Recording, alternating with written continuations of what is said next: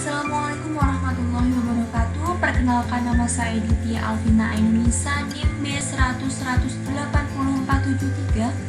Ini mereview jurnal internasional dengan judul Managing Uncertainty During a Global Pandemic and International Business Perspective.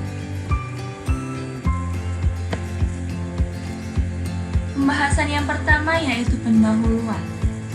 Secara khusus, perdagangan global diperkirakan sekitar 25,3 triliun dolar pada tahun 2018, terdiri dari 19,67 triliun dolar atau 78% dari perdagangan barang dagangan dan 5,63 triliun dolar atau 22% dari layanan komersial.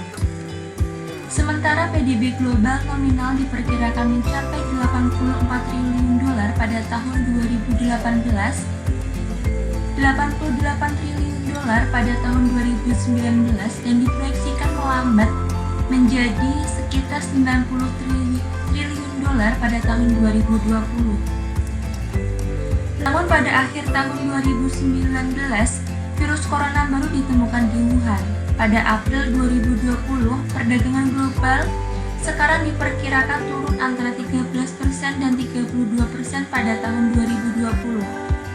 Karena pandemi COVID-19 hampir melumpuhkan aktivitas ekonomi normal dan kehidupan sosial di setiap negara. Dengan hampir semua aktivitas bisnis global ditutup sementara atau secara signifikan melambat, termasuk rantai pasokan global, lalu lintas penumpang dan kargo internasional, manufaktur dan layanan komersial, perhotelan, pariwisata, dan pendidikan. Karena sebagian besar bisnis kecil atau kontak tatap muka seperti kafe, restoran, dan salon rambut tutup dan jutaan orang, terutama pekerja migran dan paruh waktu, kehilangan pekerjaan di seluruh dunia. Pemerintah dipaksa untuk memberi mereka uang tunai untuk membantu mereka melewati krisis yang belum pernah terjadi sebelumnya ini.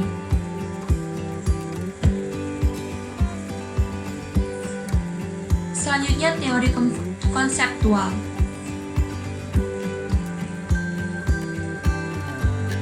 Teori konseptual ada 4 poin. Poin yang pertama, ketidakpastian, definisi, dan dimensi.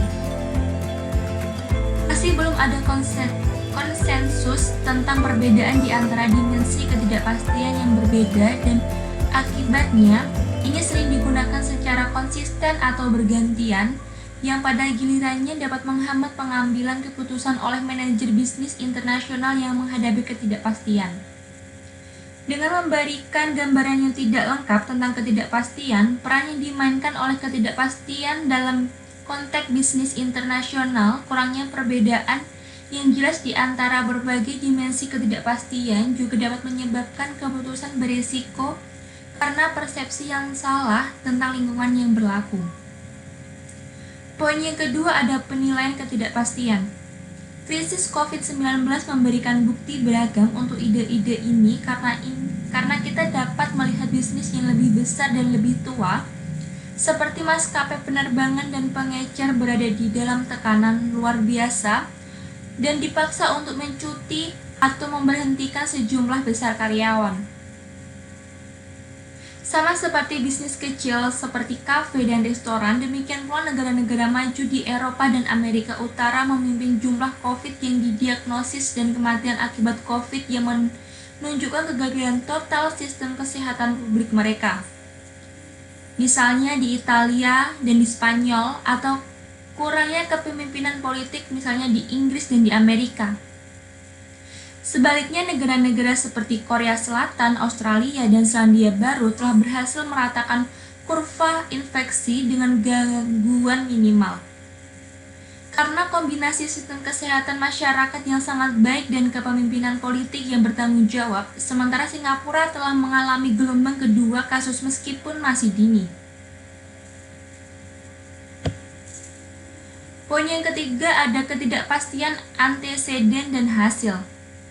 Literatur saat ini berfokus pada faktor-faktor yang mempengaruhi pilihan pendekatan tertentu untuk mengelola ketidakpastian, misalnya peran pembuat keputusan, tetapi kurang memperhatikan anteseden dan hasil dari berbagai jenis ketidakpastian dan atau hasil strategi perusahaan bisnis internasional yang digunakan untuk mengelola ketidakpastian.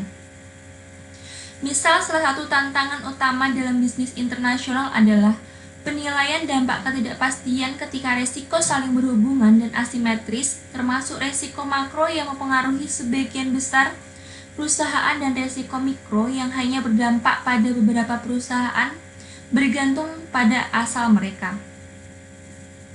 Sebagian besar perusahaan kecil bahkan tidak mencoba untuk menilai beberapa jenis ketidakpastian, misalnya politik dan ekonomi, karena ini mungkin tidak mempengaruhi mereka secara langsung atau karena sifat tidak terstruktur dan subjektif dari metode penilaian mereka.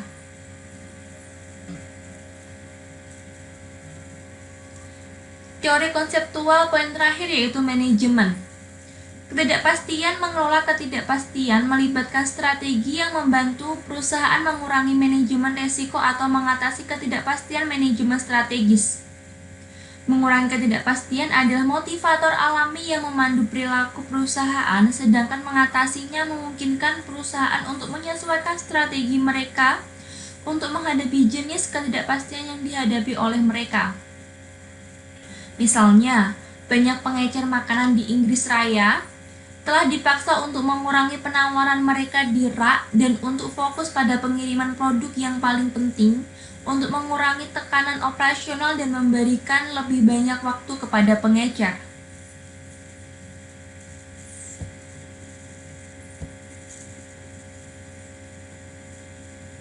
Yang terakhir adalah hasil. COVID-19 adalah kasus unik karena kecepatan penyebarannya ke seluruh dunia dan menciptakan malapetaka dalam ekonomi global. Sebagian besar negara telah berhasil mengalami langkah dan mengambil langkah yang tepat dalam membatasi penyebarannya lebih lanjut dengan membatasi pergerakan manusia yang pada akhirnya berdampak melemahkan aktivitas ekonomi.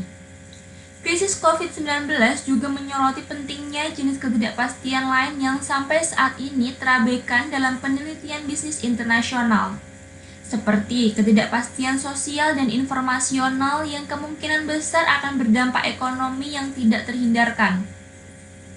Misalnya keberhasilan social distancing dan pembatasan lainnya atau yang menutup banyak bisnis, bergantung pada sejauh mana masyarakat secara keseluruhan menerima dan mematuhi aturan-aturan ini yang menantang cara hidup normal mereka.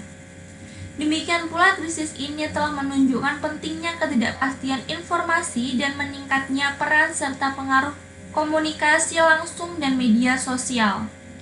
Dengan berita dan komunikasi yang tidak konsisten dari berbagai sumber yang menyebabkan kebingungan dan kepanikan. Demikian review dari saya, kurang lebihnya saya mohon maaf. Wabillahi taufiq wal hidayah. Wassalamualaikum warahmatullahi wabarakatuh.